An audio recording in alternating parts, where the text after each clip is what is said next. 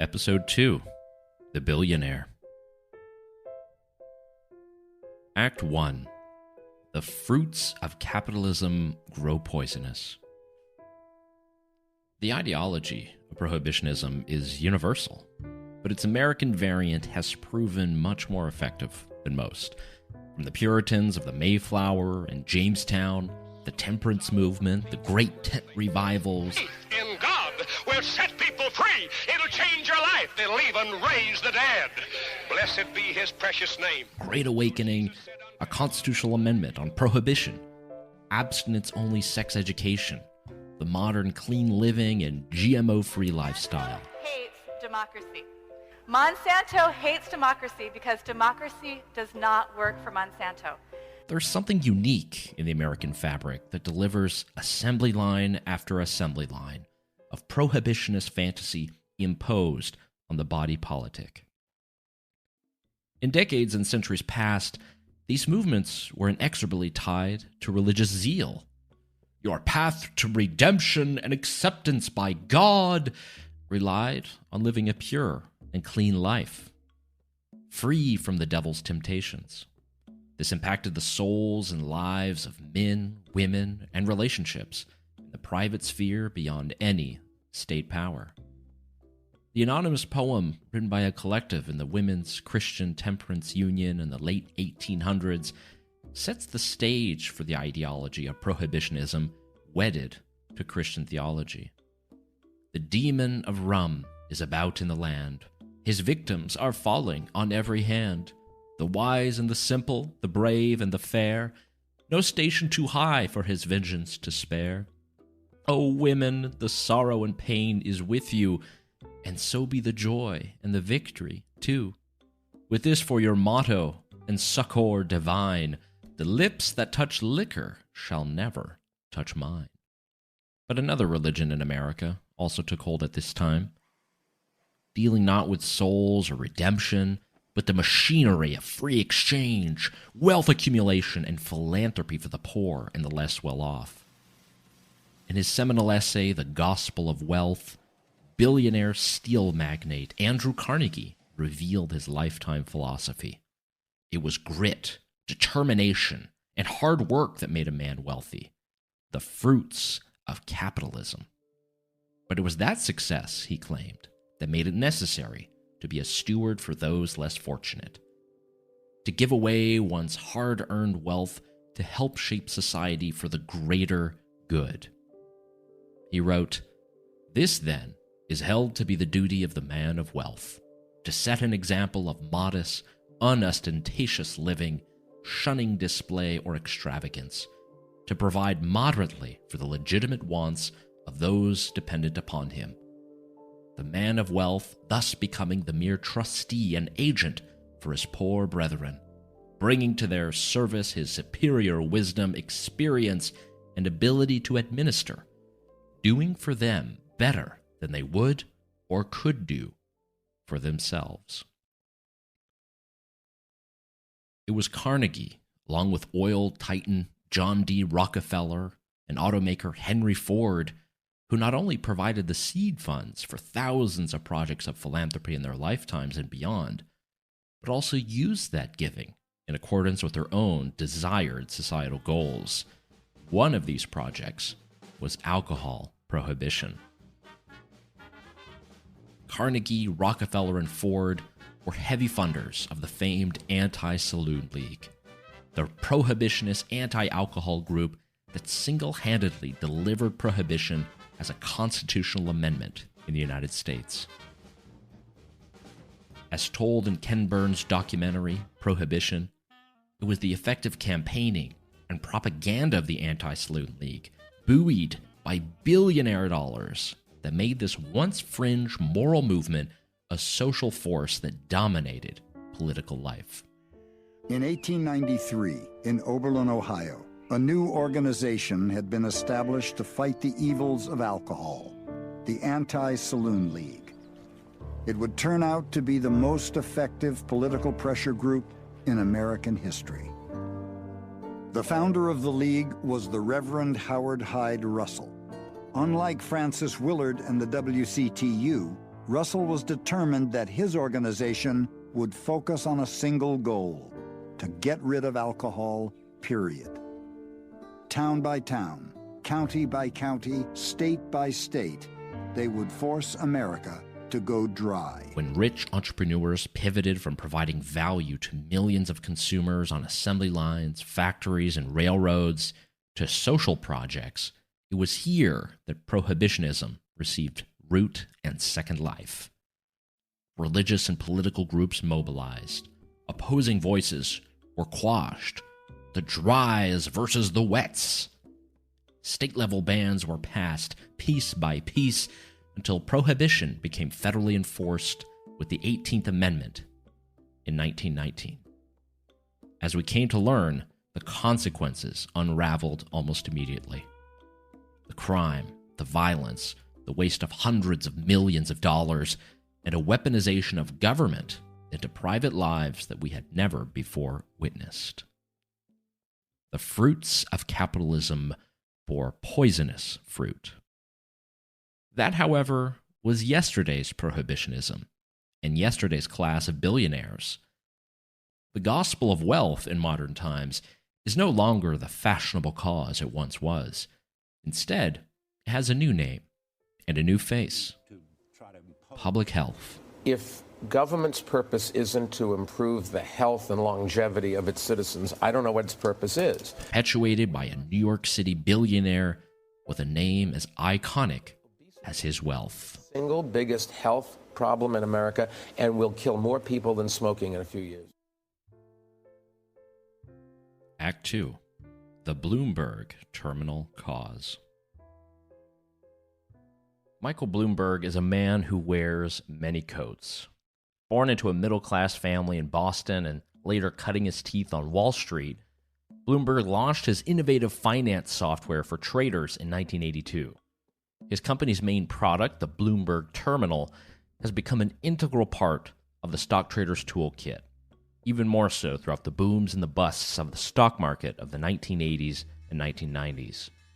And it expanded the Bloomberg empire to become a vast global company comprising financial information, software, media, and investing. Everything you need to get set for the start of U.S. trading. This is Bloomberg, the Open. In 2020, Bloomberg's company earned more than $12.2 billion, making it consistently into the list of the top 40 private companies by wealth in the United States.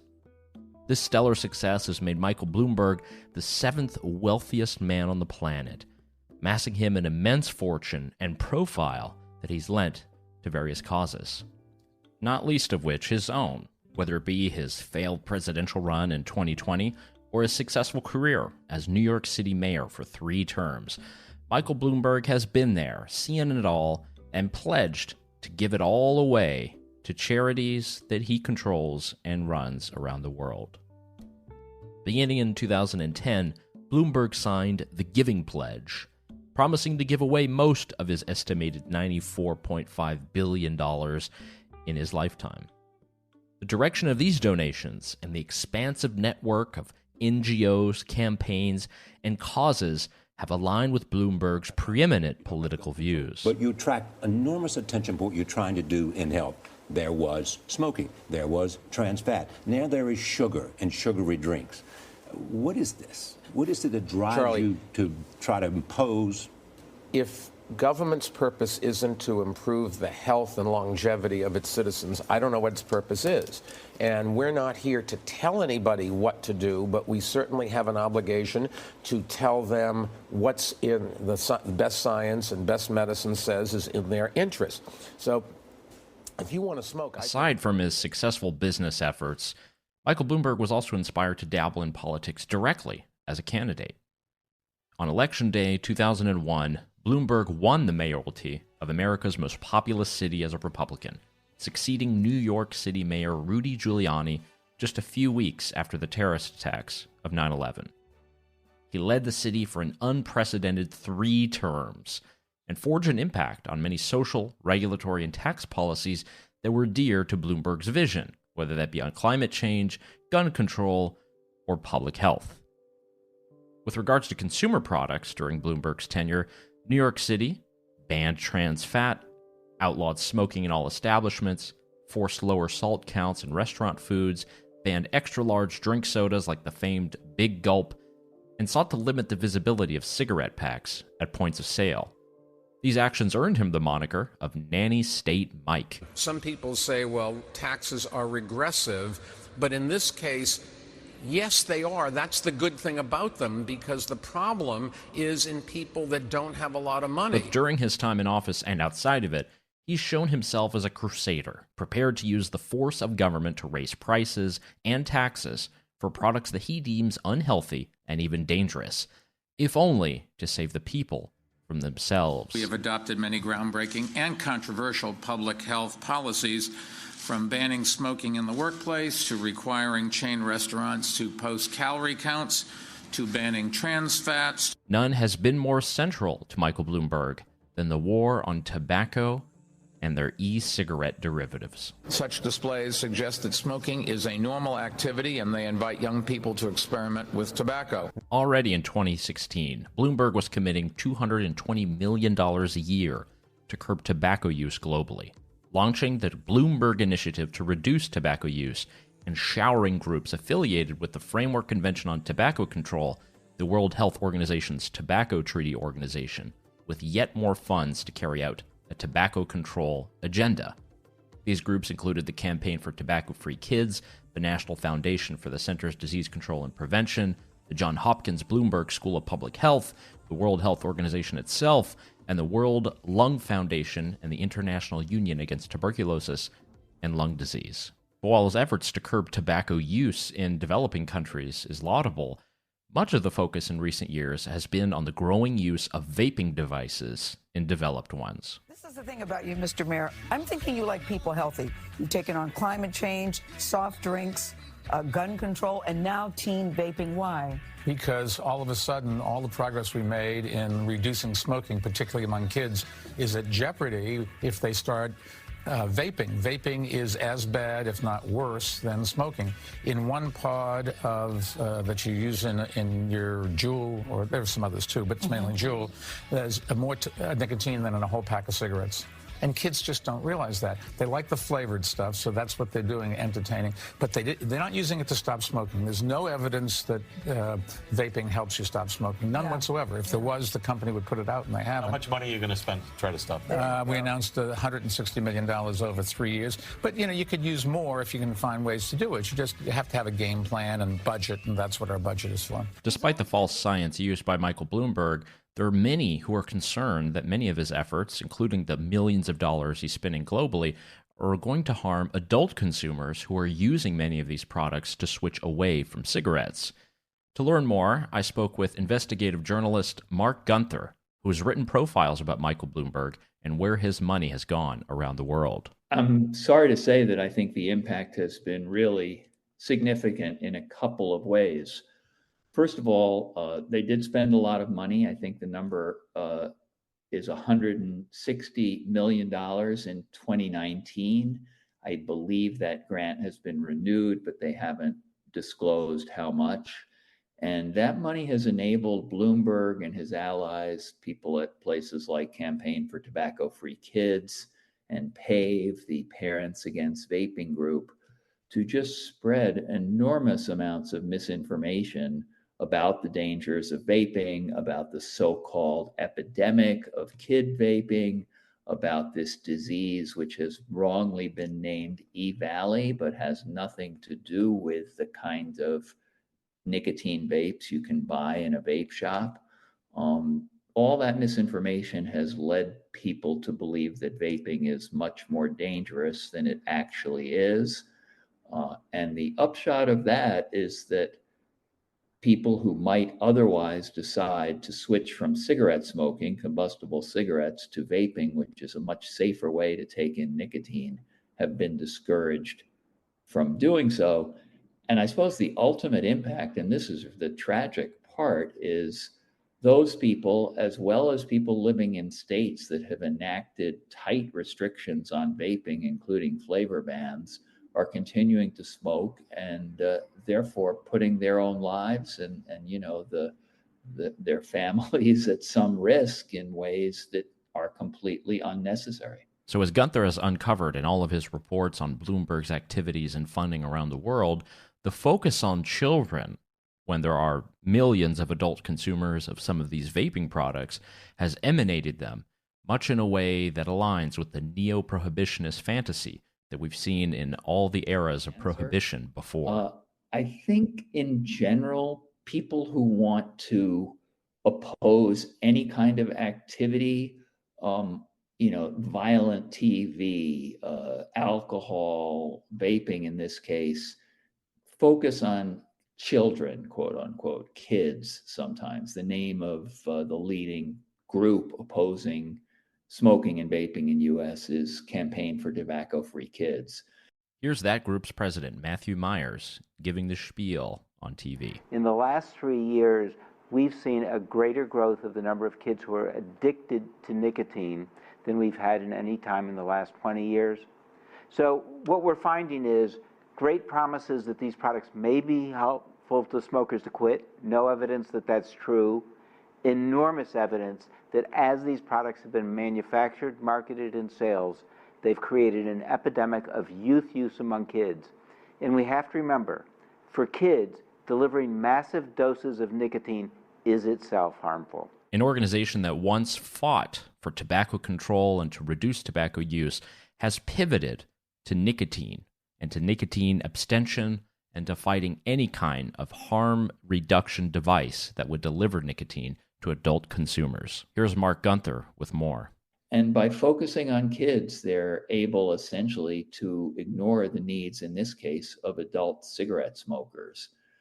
I think it's also a class issue. Most people who are well-educated, relatively affluent, are not much in contact with smokers. The smokers have been forgotten. They tend to come from marginalized groups, stressed out people. Native Americans are heavy smokers. LGBTQ folk are heavy smokers. People, especially with emotional and mental issues, use cigarettes to calm themselves down or lift themselves up. Those groups are pretty invisible, and they have been cast aside because the middle class, upper class kids who have taken up vaping have then caused the panic among their parents, among politicians, among Bloomberg and his ilk, and their needs have been placed ahead of those of the adult smokers. So what is the pivotal role of billionaire Michael Bloomberg and his charities in stopping the harm-reducing nicotine delivery systems that are popping up across our cities and countries? For Gunther, it's a hard question to answer because of Bloomberg Philanthropy's role in investments in climate change and the environment. But somehow, they miss the mark when it comes to harm reduction and nicotine alternatives. Well, I think Bloomberg's philanthropy, broadly speaking, has been pretty good compared to many of the other living billionaire donors who I've written about over the years. You know, he has helped spread the field of public health, which is important. He's done great work around climate, which I think is important. But I think this anti-vaping campaign is a real stain on his reputation because arguably it's costing people's lives. I mean, some of the more interesting research shows that in states like Massachusetts that have banned vaping, or banned flavored vaping, I should say, you find that smoking increases. So the horrible paradoxical upshot of Bloomberg's crusade against vaping is that he is either pushing some people to go back to smoking or discouraging other people from stopping smoking. And there's really no way to prettify that other than to say it's costing people's lives. And with that, we know the impact of Michael Bloomberg's campaign against e-cigarettes and vaping products in the United States, but it might be even more extensive globally, particularly in his partnership with the Framework Convention on Tobacco Control, a World Health Organization global treaty organization whose goal is to eradicate tobacco, but has somehow pivoted to now try to eliminate nicotine alternatives like vaping. I think it may be even more influential around the world than it is in the United States because of the wrong-headed position of the tobacco control organization. But, they're applauding the country of India, for example, a couple of years ago, which tried to totally ban vapes. And again, that's a country with hundreds of millions of smokers. Bloomberg has implanted anti-vaping people or funded anti-vaping organizations in places like the Philippines. And in these developing countries, they are very effective from all I've been able to learn. And while the global billions have continued to pour to stop nicotine alternatives from being legalized or available to the millions of smokers around the world, one pivotal fact remains true. These tobacco control organizations, now fixated on banning vapes, have left cigarettes untouched. How does it make sense in places like Massachusetts, New York, California, that we have told people you can't buy flavored vapes, but you can buy any kind of cigarette you want in a store, or for that matter, as much flavored alcohol as you should want? And I'm not saying we should ban cigarettes or ban alcohol, to the contrary, but vapes are just the most, in a sense, useful of all those things because they are an aid to quitting smoking. This last point by Gunther is an important one. Markets have delivered a technological way to get people to stop smoking, and it has done so. It's been so successful that it's now a model and used in various public health systems in the United Kingdom, New Zealand, and Canada, but somehow meets the derision of billionaire funders like Michael Bloomberg, who propagate funding after funding round to organizations and countries that adhere to a model where they outlaw this nicotine vaping device. I'd say one more thing about Bloomberg, which is although he has funded public health, broadly speaking, in a lot of areas, including at the Bloomberg School of Public Health at Johns Hopkins, his people at Bloomberg Philanthropies have very stubbornly refused to meet with any of the leading figures in the tobacco control or harm reduction movement. Presidents of the Society for Tobacco and Nicotine Research put out a thought piece a couple of years ago, essentially looking for a more balanced approach to vaping, taking steps to keep vapes out of the hands of children, but make them easier to obtain, particularly for adult smokers. They brought a lot of evidence to bear. They repeatedly asked for a meeting with Bloomberg and his people, and he has refused to consider them or consider their evidence. In this wave of neo-prohibitionism, billionaire Michael Bloomberg is not an extra or an auxiliary character. He's the main player. With the billions of dollars spent globally to ensure that tobacco control fuses with the prohibition on nicotine alternative devices, Michael Bloomberg is adding fuel to the fire of misinformation and putting lives in jeopardy that otherwise would be saved by the miraculous technology of nicotine alternatives. Act 3. Where it all ends. As we've shown, the billions of dollars that have been amassed by Michael Bloomberg legitimately through a free market have been used as a poisonous tree that have spawned all types of organizations dedicating to massive prohibition, whether it be on salts, trans fats, or even nicotine vaping devices. Where we see that most presently is with the ongoing debates around soda taxes in the United States and around the world. Beginning in 2013, Michael Bloomberg began personally giving his money to pass referenda or laws that would implement soda taxes, not just in cities or in counties, but in various countries as well. In 2014, the U.S. saw its first ever soda tax in Berkeley, California. And those efforts were again expanded in Oakland, San Francisco, and Philadelphia, each with moderate injections of up to $1.6 million each. I think the county's been very straightforward lately by saying that this is about filling a budget hole. It doesn't really matter where money is pouring in from. The fact remains that consumers dislike this tax very much. He also funded a similar soda tax in Mexico, where researchers determined was mostly paid by low-income households, while wealthier individuals were dissuaded from buying the sugary drinks. An independent economic survey of the effect of the tax found that 30,000 Mexican stores which sold sodas were forced to close in just the first half of 2016 after the tax was passed. Bloomberg Philanthropies has avoided any questions about the tax, and they've paid for practically every study which claims its success.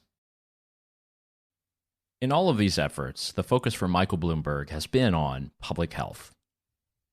And as mentioned by Mark Gunther, one of those organs through which this work is done is the World Health Organization's Framework Convention on Tobacco Control. It's relatively unknown. It's been in place since 2005. There are different parties who have signed the treaty on tobacco control. The United States is not included in that group, but virtually every other country is. And in the raving opportunities that I've had to attend this convention, we see pretty much the same thing. 181 countries get together, have a UN-style talk fest, and they allow their favorite non-governmental organizations and anti-tobacco groups, like the Campaign for Tobacco-Free Kids and the Framework Convention Alliance, observer status to intervene in the large debates and to use their platform to shame the delegates of any country who doesn't adopt neo-prohibitionist attitudes towards tobacco or nicotine. Though the conference claims to be about science and public health, it's anything but. Even though new vaping and e-cigarette technologies are the most popular stop-smoking aids in places like the United Kingdom, the United States, and Canada, still, the World Health Organization and its Framework Convention on Tobacco Control, FCTC, regards these claims as unfounded or inconclusive. Many of the top NGOs say people should refrain from even discussing these benefits because they might convince people to use these products rather than smoke. The Framework Convention has completely revolutionized the state of affairs in global tobacco control. It has acted as a catalyst for massive shifts of policy. Those measures that are proven to reduce tobacco use, we're talking about the tax increases, protecting people from exposure to tobacco smoke, strong health warnings. What allows such a prohibitionist organization to continue to exist is that, frankly, no one knows it does. And the bias runs throughout its rotten core. Many of the diplomats who are there seated as delegates or those who run the organization behind closed doors, where media are not allowed in, delegates from around the world create law, create restrictions, and try to make the argument that vaping nicotine devices and all nicotine alternatives such as pouches or snus, all of those are tobacco products and should be subject to the same restrictions, the same bans, and the same laws. There's no distinction. There's no nuance. There's only what us, the World Health Organization, and our large treaty organization says is the truth. And this organization is buoyed once more by the UN Special Ambassador on Non-Communicable Diseases, Michael Bloomberg, who, apart from this treaty and this international affair, has also given millions, if not billions, to similar efforts to try to stop nicotine alternative devices from becoming legal and available for the smoking public. We've seen that happen in India, in the Philippines, where there have been millions of dollars funneled into the health agencies in exchange for specific bans and consumer product restrictions. But despite the millions or billions of dollars that flood into health agencies and nonprofit groups in foreign nations, some political leaders are standing up. Indian Prime Minister Modi cut off Bloomberg's purse strings in 2014, and there have been recent investigations into Bloomberg's donations to the FDA of the Philippines for much the same reason. Though there's a commitment to reduce tobacco use in middle and low-income countries, a significant part of Bloomberg's philanthropic fortune has ended up going to global efforts to clamp down on novel vaping products, which do not contain tobacco, and have been proven to be instrumental in getting smokers to quit. Across the globe, as the use of vaping devices and other nicotine alternatives has become more widespread, the number of daily smokers has continued to decrease, hitting low teen digits in many developed countries. It's an amazing achievement. But regardless of that, many of the charities funded by Bloomberg are still dedicated to the destruction of this product category. While any rational observer of most of Bloomberg's initiatives can testify to their importance and their positive impact on the world and its population, there are many aspects of this giving that have just been far too focused on controlling and attacking lifestyle freedoms in a way that only the fun police can do. And all of this permeates much beyond American shores. Bloomberg-affiliated charities have halted life-saving technologies from being legalized and regulated in developing countries like India, the Philippines, China, Brazil, Peru, Uruguay, Uganda, Nigeria, Kenya, and much more. So for the captain and commander of the fun police, Michael Bloomberg, the neo-prohibitionist in chief, where does it all end? In liberal democratic countries, there have been efforts through courts, through lawsuits, through new laws, to try to stop the influence of Michael Bloomberg's public policy, whether it be through his own foundations or through his hand himself. But the judge found the law would be unfair because it would apply to restaurants but not convenience stores, and would exclude other beverages that have significantly higher concentrations of sugar, like many lattes. So whether it be a quirk of law, of liberal democratic order, there will be efforts and there will be successes in halting much of the fun police activity of Michael Bloomberg. I've got to defend my children and you and everybody else and do what's right to save lives. Grasping the entire scope of billionaire Michael Bloomberg's donations to organizations and efforts that aim to limit, to restrict, to enforce neo-prohibitionism would be limitless. But as the evidence has revealed, no one individual has had more of an impact on policies that impact a consumer's right to choose the products they want than Michael Bloomberg. With an extensive network flushed with billions of dollars, governments and international bodies have been coaxed to propose tax hikes, flavor restrictions, and vaping bans to contort to the global health vision promulgated by Bloomberg. Perhaps some of these were appropriate or necessary, whether we're talking about the climate, whether we're talking about poverty. But considering the records of attacks on the freedom of choice for millions, if not billions of people, the toll is likely more negative than it has been positive. So who is the fun police? In our example here, the billionaire Michael Bloomberg. He made it big, provided a product that millions of people have used around the world to improve their lives, choose better stock options, read the news. But he's used those profits to fund an international consortium of organizations dedicated to halting your personal freedom to choose. The fun police are not always as clear and sinister as Bloomberg. Oftentimes, they work in charities, NGOs, academic institutions. But their sole goal is one thing: neo-prohibitionism. A new generation of those wanting to stop your drink, what you put in your mouth, what you put in your body. The Bloomberg experiment, in many ways, has been a success. But there are still many tools that we can use at our disposal to oppose the fun police. Campaigns, writing, videos, knowledge, activism, they all work in our favor as much as they work for Bloomberg as well. Are the fun police going to be the ones standing atop as the winners in all of this crusade? We're not sure. But we won't stop fighting for your right to choose, no matter what.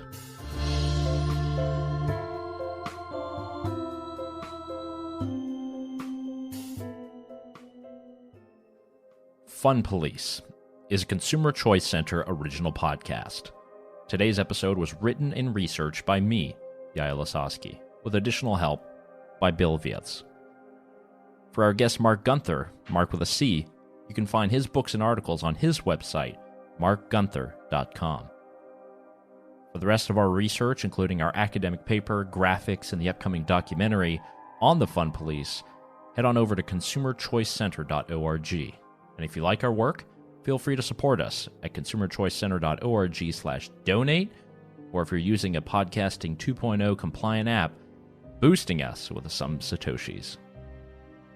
Next week, host Bill Vietz will be back at the mic. Until then, stay clear of the Fun Police.